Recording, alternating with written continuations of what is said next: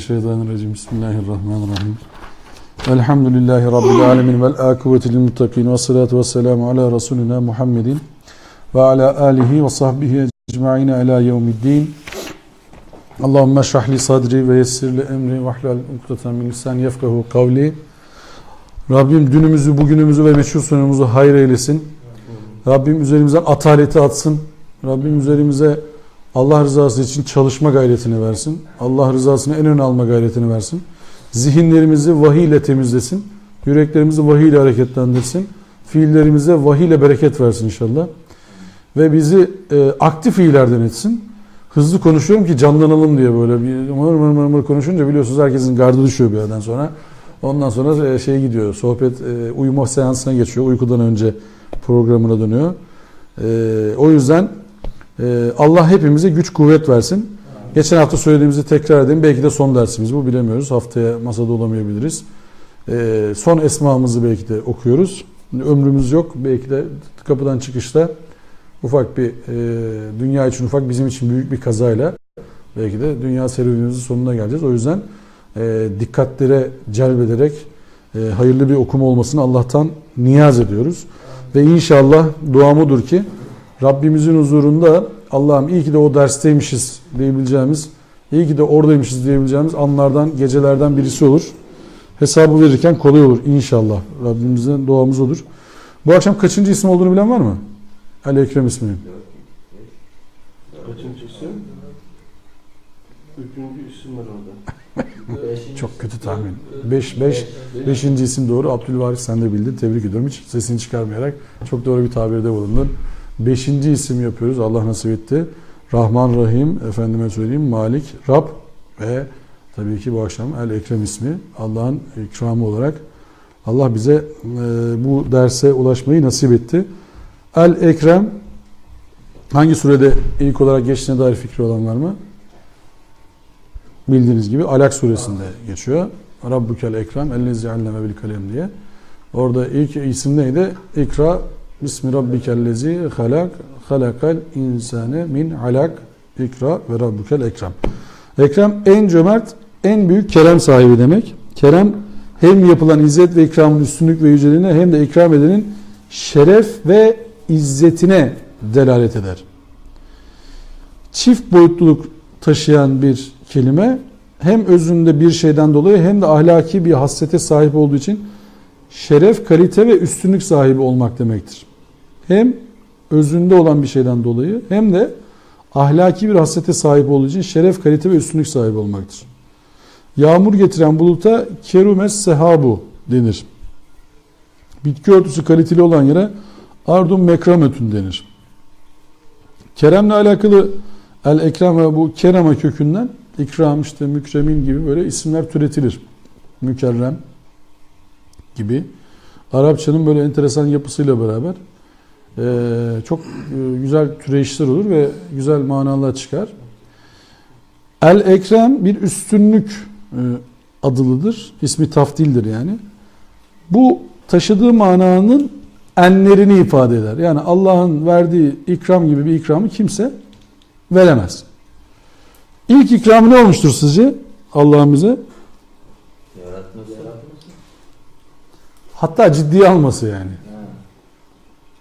Ciddiye Yaratmasıyla beraber ciddiye alması bizi yani. Ya ben evet yani böyle bir cins, bir tür yaratayım demesi herhalde ilk ikramdır Allah'ın. Açık ara yani. Hani ayet var ya, biz işte emaneti dağlara verdik, yere verdik, kabul etmediler. İnsan kabul etti. İnsanın kabul ettisi derken onu şöyle anlamıyoruz değil mi? İşte muhatap olduk. Allah dedi kabul ediyor musunuz? Biz de olabilir, tamam hadi yapalım dedik yani. Kabul. Olur peki, kabul ediyoruz. Kabul edenler, etmeyenler edilmiştir. Hadi bakalım. Bu yaratılışta bize yüklenen bir şeydir. Yani insanın bunu yapması, bunu kabul ederek dünyaya gelmiş olması Allah'ın ikramıdır yine. Bize sorulan şu. Bize sorulan şu. Biz bunu bu ikram olarak mı göreceğiz? zahmet olarak mı göreceğiz? Allah'ın bize bir misyon yüklemesini, Allah'ın bize vahyi göndermesini, Allah'ın bize elçi göndermesini, Allah'ın bize ahiretle uyarıda bulunmasını, Allah'ın bize cennet ya da cehennem karşılıklı fiil serbestiyeti vermesini, cennet ya da cehennem karşılıklı fiil serbestiyeti vermesini mi? İkram mı göreceğiz? Ceza mı göreceğiz? Yani ceza Arapça değil. İkram mı göreceğiz? Musibet mi göreceğiz? İkram olarak biz ikram olarak görüyoruz. Mesela normal sıradan bir hayatta en sevdiğimizi iyiliği çok ona yararmış olan şeyleri çok tavsiye ederiz. Zarardan kaçırırız. Evet. Yani şimdi siz çocuğunuza, sevdiğinize, yetiştirmek zorunda hissettiğiniz kişilere bazı zor antrenmanlar yaptırırsınız. Onun kapasitesini arttırmak için, iyiliği içindir. Mesela özel kuvvetlere baktığımız zaman Tabii zor bir aşamadan geçerler ama o zor aşamaların hepsi onlara ikram olarak geri döner. doğru. Şimdi Allah büyük ödül verecekse büyük imtihandan geçmeniz gerekir. Büyük ödül sınırsız mutluluktur, değil mi? Büyük ödül Allah'ın rızasını kazanmaktır. Daha büyük ödül hangisidir? Bundan daha büyük bir ödül olması lazım. Bizim cezbedecek bizi. Daha büyük bir ödül yani. Allah'a kul olmak. Allah'a kul olmak aslında bize verilmiş en büyük ikram. Çünkü bak bize Allah şöyle tarif ediyor ya kendisini. Ve Rabbukel Ekrem. Bak şimdi anlatıyor diyor ki ve Rabbukel Ekrem. Senin Rabbin çok ikram sahibidir. Bir kere terbiyecinizin Allah olması ikramda neyle kıyaslanabilir? Terbiyeciniz Allah. Bunu kimle kıyaslayabilirsiniz? Neyle kıyaslayabilirsiniz? Bunun karşılığına gelmeye layık bir şey olmadığı gibi yanına gelecek bir şey de yok. Çapına böyle etrafına gelebilecek de bir şey yok. Terbiyecinizin Allah olması. Niye? Çünkü geçen derste okuduk ya, el malik olan Allah. Her şey elinde olan Allah size bir de terbiye veriyor. Allah'ın size terbiye vermesi için birisinden bir şey öğrenmeye ihtiyacı var mı? Size ikram etmesi için birisinden bir şey almaya ihtiyacı var mı? Size daha merhametli ikram edebilecek kimse var mı? Size daha acıyarak ikram edebilecek kimse var mı? Sizi daha çok sevecek ve daha çok severek ikram edebilecek kimse var mı? Size cennette veya cennetten bir önce hesap anında ikram edecek başka kimse var mı? Biz okuduk değil mi? Maliki yevmiddin dedi değil mi Allah? Malik el yevmiddin. Diyor ki Allah o günün, din gününün tek maliki.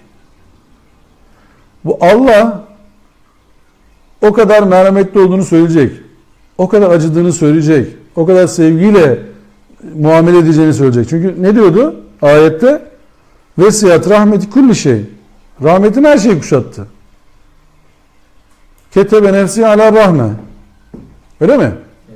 O nefsine rahmeti yazdı. Şimdi birisi Allah'ın huzurunda bizi kurtarmaya gelse bizim ne yapmamız gerekir? Lan cehenneme gidiyoruz. Bizi kurtarıyorum seni dese birisi. Ya bir çekil arkadaş demek lazım ya. Bir çekil arkadaş. Allah'tan nasıl daha merhametli olduğunu inanıyorsun yani. Çekil. Olsa sen şeytana yapmasın bana yani. Şeyde rivayetlerinde anlatıyor ya, Hazreti İbrahim ateşi atarken Cebrail gelir, ne isteğin vardır?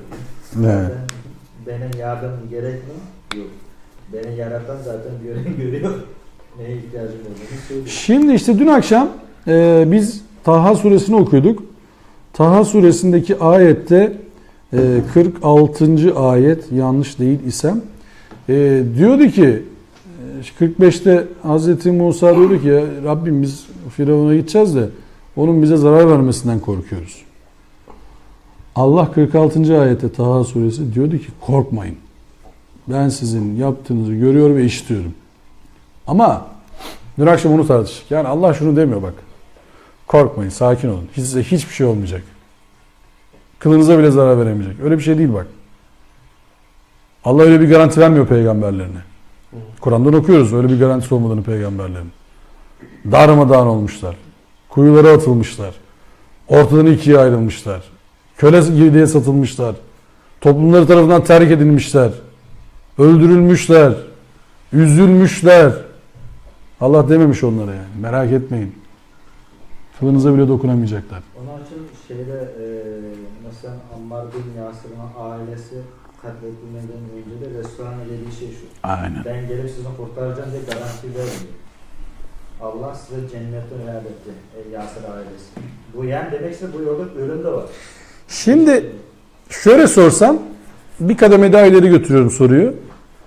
Allah dese ki size Abdülvaris sıkılıyorsun ama sonunda cennet var. Dayan. Yani bir cennet de yani biraz da mı diyeceğiz? Yoksa Allah var ya. Yani bir şey söylemene bile gerek yok yani. Devam mı diyeceğiz? O ayetten dönüşteki İşte. olay. Yani Allah Resulü'nün duasını nasıl okumak lazım orada? Ya Rabbi sen razıysan ben her şeye kabulüm yani. Acziyetimi sana şikayet ediyorum. Ben onu mesela şey olarak algılıyordum ilk başta. Güçsüzlüğünü anlatıyor vesaire gibi. Yok öyle değildi aslında bence orası. Yani acziyetimi sana şikayet ediyorum. Ya Rabbi olmadı yani yapamadım bu sefer. Gittik uğraştım ama olmadı. Ama sen buna da razıysan tamam. Benim başıma geldiğim benim için önemli değil yani o. Beni kimin eline bırakıyorsun diyor ya. Sonra hemen toparlanıyor diyor ki yok sen buna razıysan tamam bitti yani iş. Ya peygamberlerin eğitiminde Allah'ın söylediği korkmayın bak. Acayip bir şey. Bizim İstiklal Marşı diye bir marşımız var ya Allah rahmet eylesin Mehmet Akif yazıyor. Korkma. Korkma ya. Ne olur yani. Korkma. Girişe bak. Korkma yani. Sönmez bu şafaklarda üzerine asılacak. Öyle sönse de fark etmez. Sana ne? Sen korkma yeter ki. Korkmazsan seninki sönmeyecek garanti. Hazreti Yahya hep yaşayacak. Hep yaşıyor işte. Katlediyse de yaşıyor. Fark etmedi yani. Hazreti Yahya katlettiler. Fark etmedi. Yine yaşıyor. Sen korkma. Arkana bile bakma. Yani o Allah Resulü diyor ya Hazreti Ömer'e. Şu Hazreti Ebu Bekir'e. La tahsen. İnnallâhe ma'ana. Sakin ya. Allah bizimle. Sana ne alacak yani? Nasıl bir teslimiyettir o ya? Tedbirini al. Evet. Bütün yapmanı gerekeni yap. Bırak Allah var ya işin içinde. Zırhını koşan. Allah 51'dir. Allah yoksa 51 bile kalmaz. 0 + 0 + 0. Şöyle düşünün. Yine kalem yok da neyse kalem olduğunu düşünün ben de tamam mı? Bir yazın. Allah bir, elde var bir. Yanına da bütün varlığınızı 0 olarak koyun böyle. Araba var 0. Ev var 0. Çocuk var 0. Akıl var 0. Para var 0. Yorgan var 0. Ekmek var 0. O var 0. Yazın böyle varlığınızı. 1 katrilyon bilmem ne tamam mı? 1 milyon katrilyon. 1 milyar katrilyon. Biri çek oradan ne kalır? 0. Elde kalır. 0. Allah yoksa bunların hiçbirinin değeri yok arkadaşlar. Daha büyük bir ikram yok. Allah yoksa ne gerek var ki? Demek. Allah yoksa ne gerek var abi? Niye uğraşıyoruz bu kadar yani? Dünyaya geldik vana satacağız ya. Yok abi öyle bir numara ya. Ben geldim sadece vana satacağım. Böyle istemiyorum öyle bir vana satmayı ben. Yani dünyaya geldin. Allah'ın huzuruna çıktın. Ne yaptın? Vana sattım. Ya Allah'ım ya Rabbim. Ya bu ne ya? Dünyaya bunun için gelmiş olamam yani. Böyle bir şey değildir bu dünya.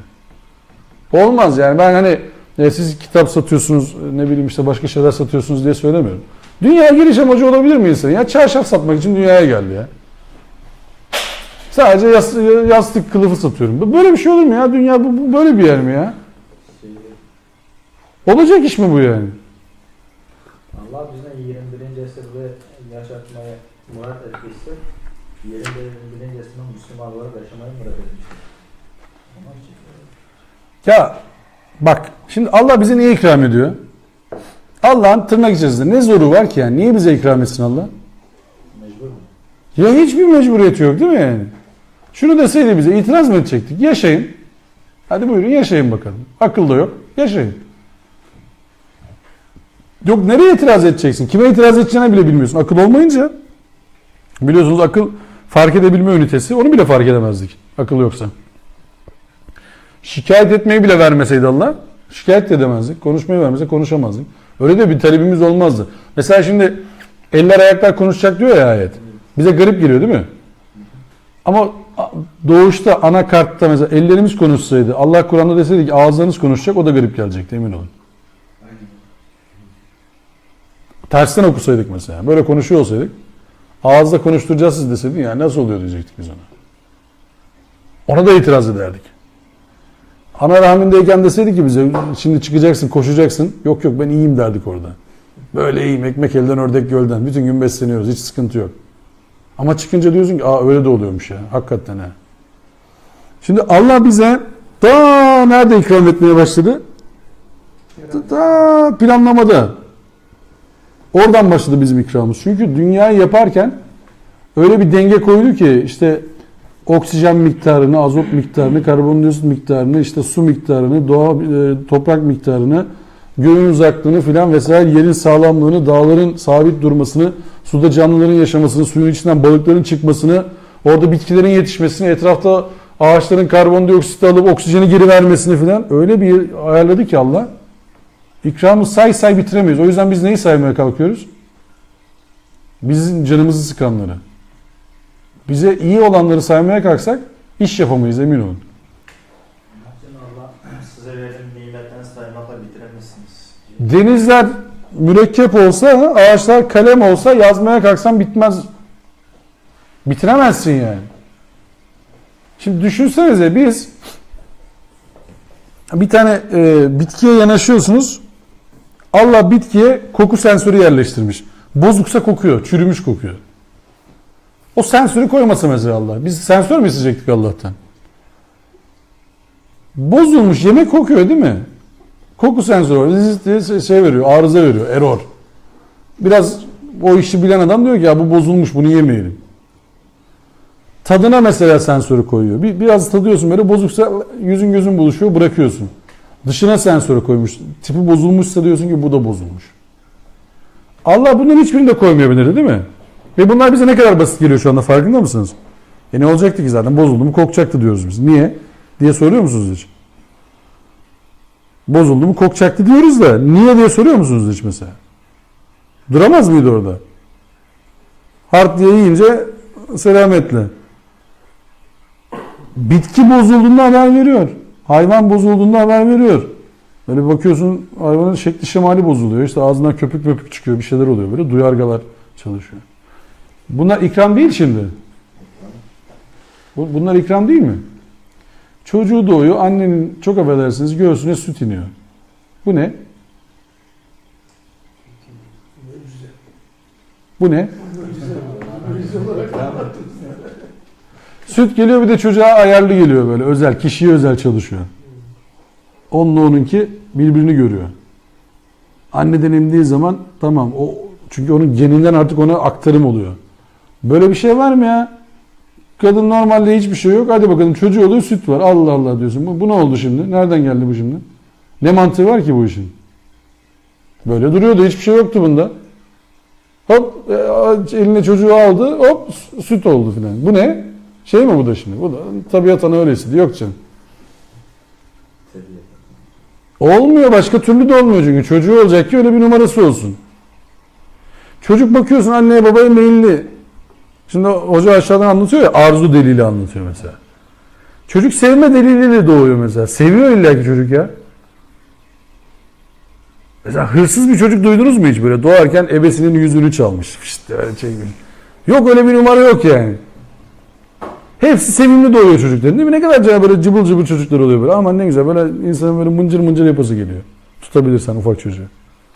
Hepsi de seviyor. Bir de böyle yabancı dil öğrenme kapasiteleri çok yüksek. Acayip hepsinin.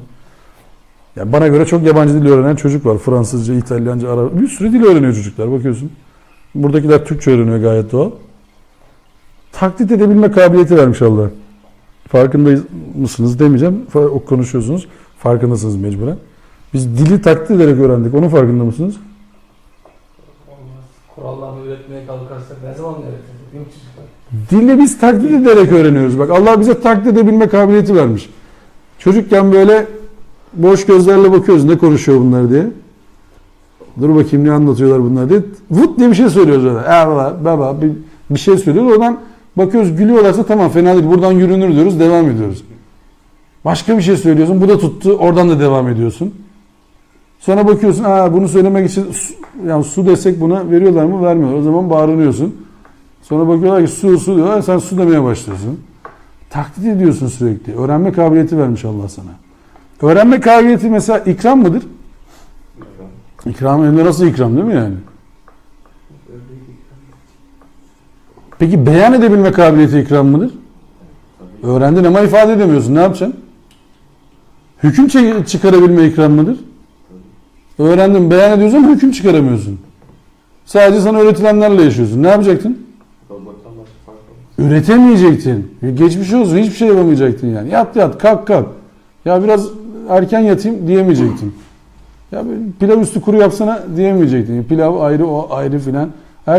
İşte şunu giymek istiyorum, mavi renk diyemeyecektin. Çünkü muhakeme yeteneğin yok.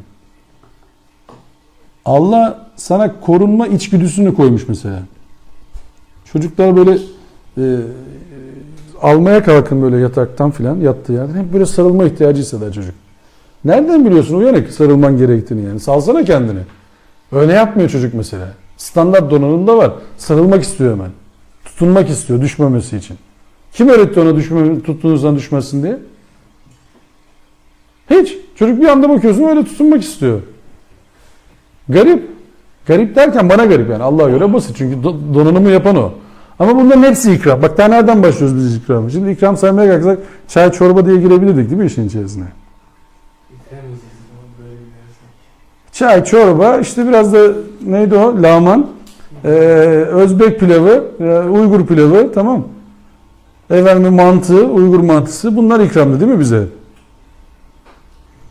Mesela insan Allah'ın eşyaya kader koymasını ikram olarak görmesi gerekir mi? Tabii ki hocam. En büyük ikram. Mesela kader koymasa, ölçü koymasa Nasıl yararlanacak? nasıl anlayacaksın o işi? Nasıl anlayacaksın? Atomla elektronlar sürekli böyle devir daim yapmasalar, birbirini çekip bitmeseler canlılık olmayacaktı. Yıldızlar belirli bir yörüngede gitmeseler yönünü bulamayacaktın. Su sürekli akış halinde olmasa suyu göremeyecektin. İçemeyecektin. Ses mesela sürekli hareket halinde olmasa, Allah ona devam et demese sesini duyuramayacaktık karşıya, farkında mısınız? Allah mesela sürekli yaratır, ses öyle gider. Sürekli yaratmasa ses gitmez. Gariptir ama öyle. Sürekli yaratmasa ses gitmez. Yaptım burada kaldı, o tarafa gitmiyor. Bize basit geliyor şimdi. Bizim sesimiz gidiyor ya, size geliyor, siz beni dinliyorsunuz, duyuyorsunuz. Bizim bunların hepsi şimdi bize basit değil mi? Ne var ki bunda yani? Duyuyoruz zaten. Allah etmesin. Şöyle 10 dakika bir duymayı kaybedelim. Ne olur? Öyle hakikaten Allah etmesin. 10 dakika bir duymayı kaybedelim mesela. 10 dakika şöyle kolumuzu kaldırmayı kaybedelim. Parmağınızın şunları yapması ikram mı sizce? Yoksa ne var ya, zaten standart donanım yapacaktı mı? Yapamıyor. Ne oldu şimdi, yapsana. Kaybedene kadar ikram olduğunu farkında değiliz. Farkında mısınız? O yüzden ikramları saymakla uğraşmıyoruz biz. Genelde şeyi sayıyoruz. Ya işte baksana parmağım öyle oldu. Parmağın var. O da ikram ama. En azından hala parmak duruyor. Şimdi biz Allah'ın kullarıyız bak. Allah suya maddelere 3 tane durum vermiş değil mi? 3 ayet üzerinden maddeleri bize okutuyor. Sıvı, katı ve gaz. 3 ayeti var bir durumun. Ve 3 ayeti de görebiliyoruz. 3 ayeti de fark edebiliyoruz. Ve bu 3 ayet üzerinden de hükümler çıkarabiliyoruz. Bunun böyle yaratılmış olması ikram mı değil mi? Daha garip bir ikram söyleyeyim mi size? Buraya kadar anlattıklarım hepsi normalmiş gibi söylemiyorum yani. Hepsi gariptir de bakana. Mesela cisimler soğuduğu zaman yani eksi derecelere geldiği zaman ne yaparlar?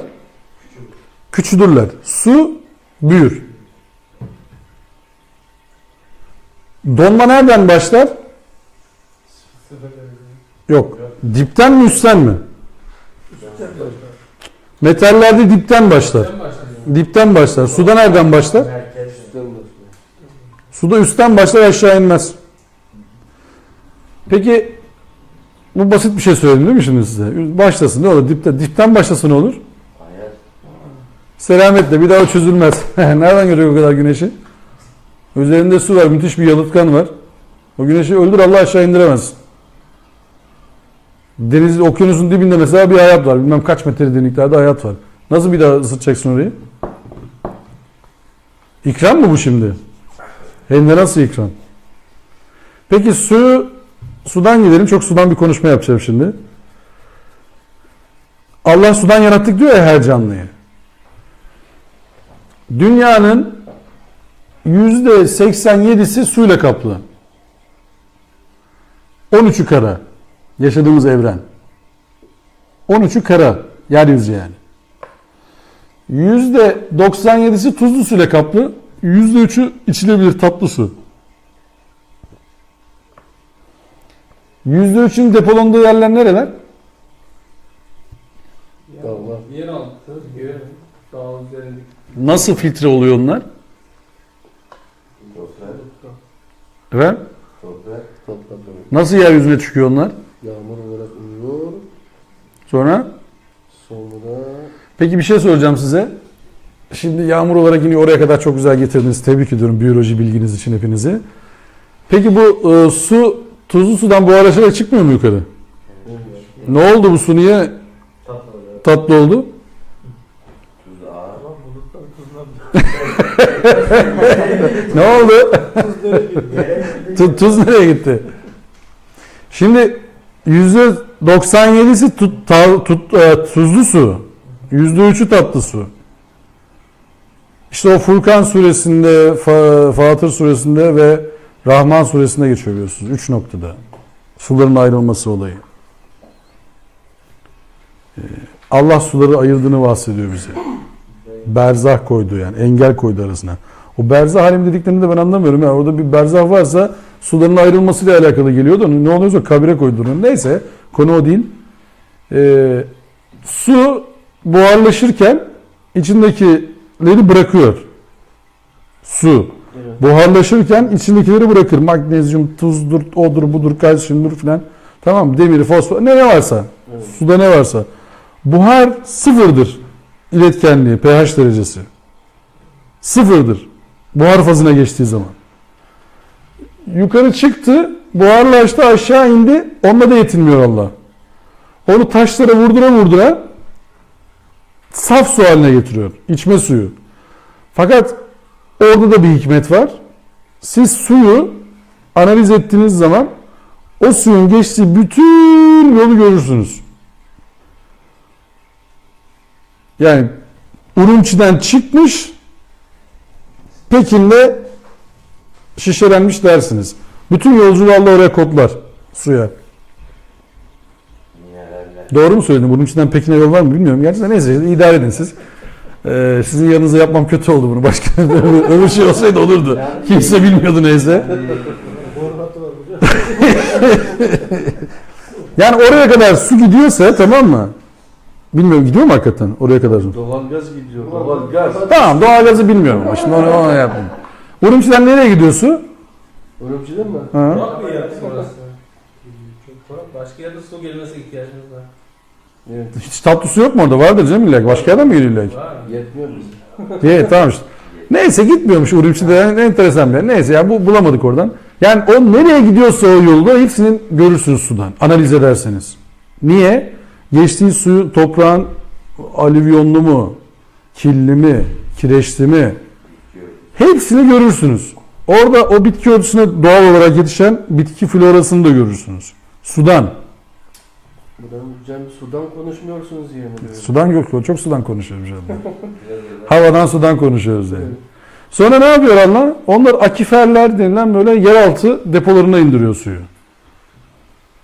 Yağmur suları, akiferler böyle süzüle çat toprağa taşa vura tamam mı? Süper bir filtreden geçerek süper doğal bir filtreden geçerek böyle olağanüstü Allah yapımı filtreden geçerek o akiferlere doluyor. Akiferlerden basınçla yukarı çıkıyor. Yeryüzüne çıkıyor tekrar. Tatlı su olarak. İşte orada tekrar Allah'ın başka bir kanunu devreye giriyor. Debi farkları, büyük su kütlesi, küçük su kütlesi karşılaştığı zaman debi farkları olduğu için bunlar birbirine karışamıyor. Akış hızları da farklı. Bunlar birbirine karışamıyor. Yani o koyulan berza, o örtü dünyanın her yerinde çalışıyor arkadaşlar. Sadece Bahreyn'de değil. Sadece bir Bahreyn'de değil yani. 25. surenin 52. ayeti Bahreyn'e gelir filan. Bunu sünnetullah diyebilir miyiz hocam? Bence 50 kere dersin de. Bazılarına göre sadece dua alıyor. Bak bu Allah'ın koyduğu kaderdir işte, ölçüdür. Evet.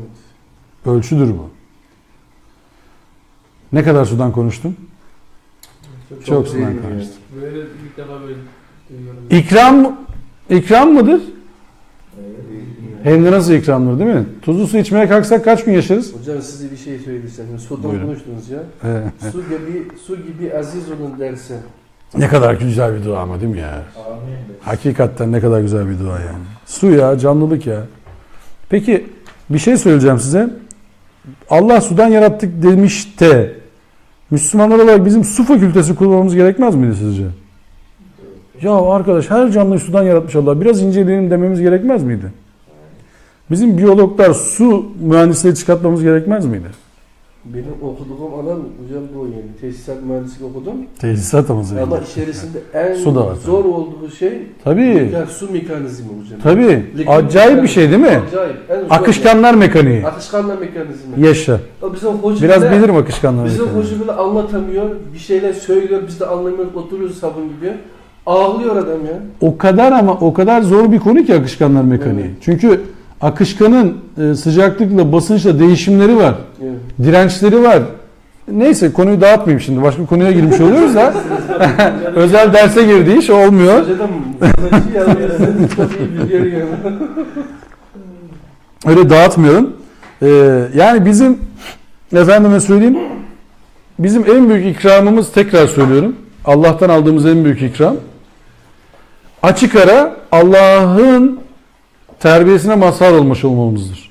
Allah'tan ikrama direkt mazhar olmuş olmamız aldığımız en büyük ikramdır. Yani ikramda baş sıraya yazacak olsak aklımızda Allah bize açık çek veriyor. Dua edin, duanıza icabet edeyim. Aracı yok. Herhangi bir şey yok, herhangi bir zaman birimi yok. Dua edin. Sonra duayı tarifliyor. Sonra yapmamız gerekenleri anlatıyor ve bizler Allah'a şunu diyemeyiz. Ya Rabbi. Ama bir şey daha diyor yani duanız olmasaydı diye. Evet, duanız olmasa Rabbim size ne diye değer versin değil mi? Sonra da diyor ki ama yalanladınız. Ayetin devamı da öyle, orayı atlamamak lazım. Şimdi o dua etmediğiniz manasında orası zaten. Duanız olmasa Rabbim size ne diye değer versin. Üstteki ayetleri bir oku bak. Ne anlatıyor sure sana da. Şimdi İsra suresinin 70. ayetinde şöyle bulunduğunu velakat kerrenna beni Adem. Doğrusu biz Ademoğluna kat kat ikram ederek onu üstün ve şerefli kıldık. Velakat kerrenna beni Adem. Ademoğluna verildi. Peki melekler Adem'e yani Ademoğluna secde etmişlerdir. Meleklerin secdesi elbette ibadet secdesi değil, itaat ve inkiyat secdesidir. Onu takip etmek yani. Bu onların Ademoğlunun üstünlüğünü kabul etmeleri anlamına gelir. Dolayısıyla insanın mazhar olduğu ikram, meleklerin mazhar olduğu ikramdan kat kat üstündür. Kitaplar ve sayfeler Ademoğluna inzal edilmiştir. Ademoğlu kitaplar ve sayfelere değil. Kitaplar ve sayfeler Ademoğluna inzal edilmiştir, indirilmiştir. Dolayısıyla ilahi vahiy insana nazil olmuştur. İnsan tüm vahiylerden önce nazil olan fiili vahiydir. Ve bu yönüyle vahiylerin en önünde bulunur. Anlaşıldı mı burası? Tekrar okuyayım mı burayı? Kur'an Ademoğlu'nun ilahi ikrama mazhar oluşunu dile getirirken kerreme fiilini Allah için kullanılan na ile birleştirir.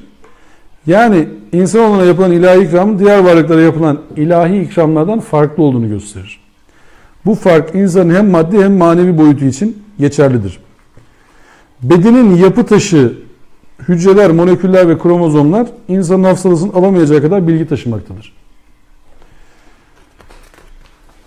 Her biyolojik varlıkta olduğu gibi insan türünü oluşturan bireylerin özgün kimliği nesiller boyu genlere taşınmaktadır. Bizim en çok bildiğimiz farklılık nedir? İnsan vücudunda böyle aman ya bunun izi dediğimiz olay nedir? Parmak izi.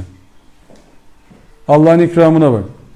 Ya düşünsene biz birbirimizi nasıl ayıracaktık birbirimizden? Allah ufak bir ayrıntı koymuş bize. Mikroçip. Peki ikramın büyüklüğüne bak. Kaç kişi yaşamıştır şu ana kadar? Dünyada mı? He, sizce? 1400 yıl olduğuna göre. Trilyonlar üzeri yaşamış. 100 milyar. He? 100 milyar. 100 milyar sayalım. Şuraya 100 milyar tane şekil nasıl sığdırırsın? Benzetmeden birbirine. Allah'ım. 100 milyar tane şekil sığdıracaksın şuraya. Şu kadarcık alana. Yani nano işlemci diyorlar ya şimdi, nano işlemci, mikro işlemci filan.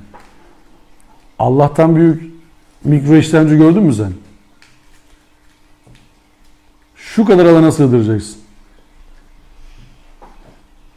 DNA'sından mesela ta bilmem kaç kuşak dedesine kadar göreceksin. Ve Allah şunu diyor ya, Sebbaha lillahi ma fis semavati ve ma fil ard.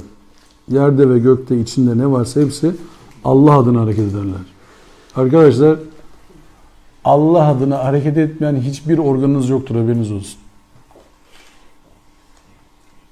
Allah adına hareket etmeyen hiçbir organınız yoktur. Şimdi Allah gizli kameraya ihtiyaç duyar mı? Duymaz. Niye? Göz vermiş bize, kaydediyoruz sürekli. Allah'ın huzuruna çıktınız, ne göreceğiz acaba diye merak etmeye gerek var mı? Ne gördüysen onu göreceksin zaten.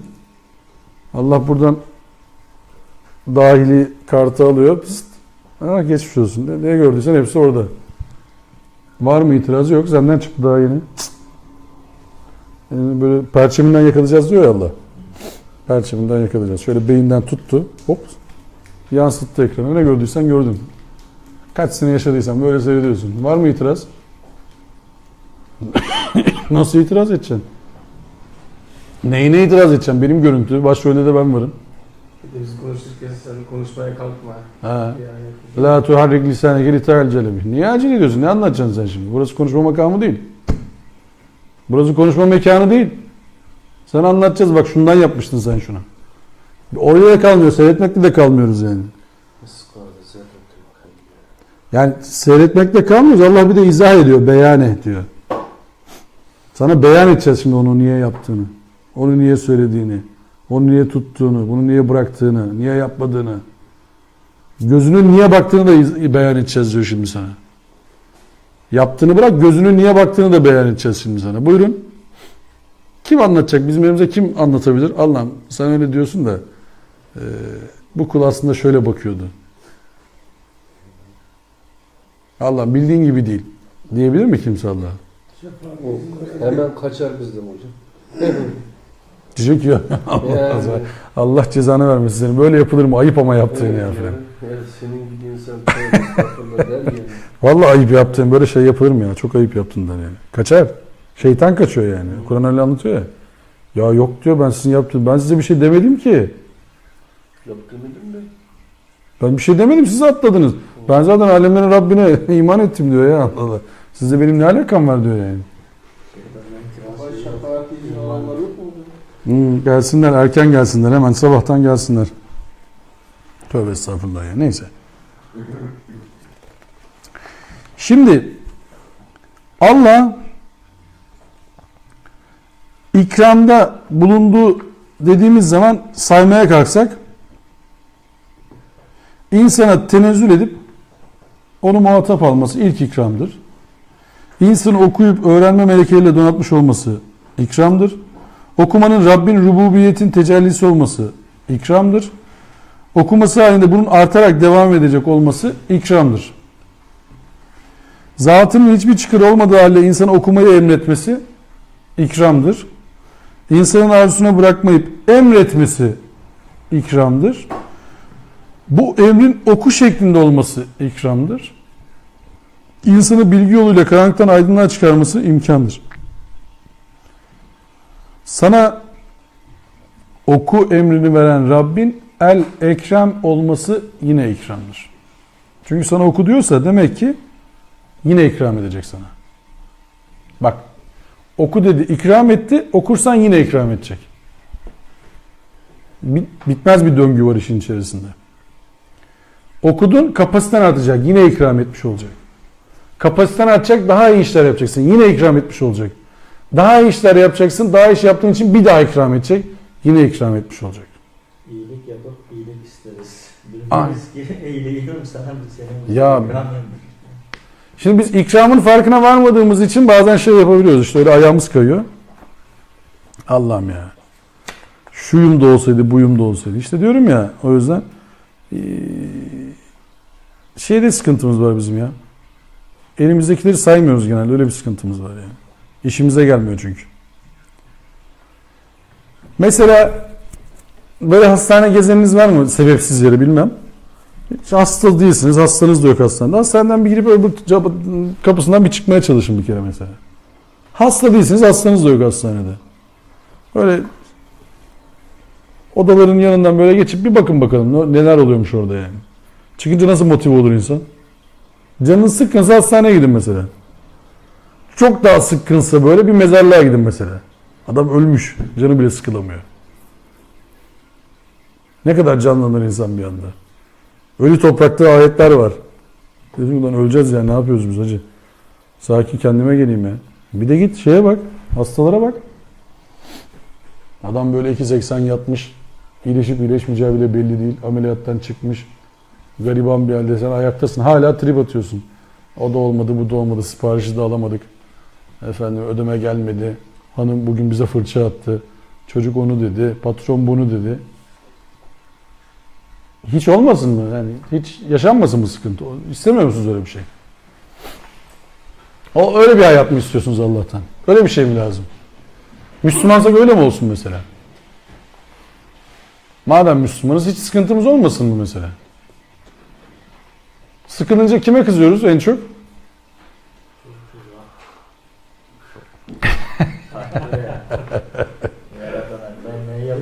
Ya bir adım geriye gelsek değil mi? Bir adım geriye gelsek. Sıkılınca en çok kime kızıyoruz? Ne kadar sıkıntılı bir iş yapıyoruz aslında. Sinirliyim diyor ben ya. Sinirliyim, dokunma bana. Yalnız bir şey hatırlatacağım. Sinirliysen Allah da sana dokunmuyor, haberin olsun. Allah'ın sana dokunmaması çok büyük cezadır. Bak Allah sabredenlerle beraber.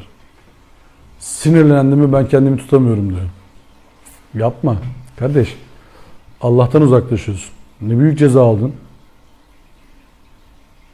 Ne büyük bir hata yaptın. Allah'tan uzaklaşıyorsun. Yapma. Sakin. O yüzden ikramları saymaya çalışalım. Bir de şöyle düşünelim. İnsana yaşamanın verilmesi ikram mıdır? İkramdır. Aklın verilmesi imkan mıdır? İmkandır. Düşünmenin verilmesi imkan mıdır? İmkandır. Bela, musibet gibi görülen şeylerin verilmesi imkan mıdır? Yine imkandır. İnsan dara düştü mü çok daha fazla öğretmek ister. Aktif olmak ister. Allah aktif etmek için bazen resetliyor bizi. Resetliyor bizi. Aç kapı yaptırıyor bazen bize. Hayata tekrardan baktırıyor. Hayranıyım Taha suresinin diğer sureler olduğu gibi. Hakikaten bayılıyorum yani o anlatışa. Yani o asayı elinden at bir kere diyor Allah bazen bize. Asayı elinden bir at. Bir daha bir bak bakalım ne olacak şimdi. Bir at ya. İnsana zorluk olsun diye gelmedi bu ayetler arkadaşlar. Kur'an insana zorluk olsun diye gelmedi. Din insana zorluk olsun diye tavsiye edilmedi.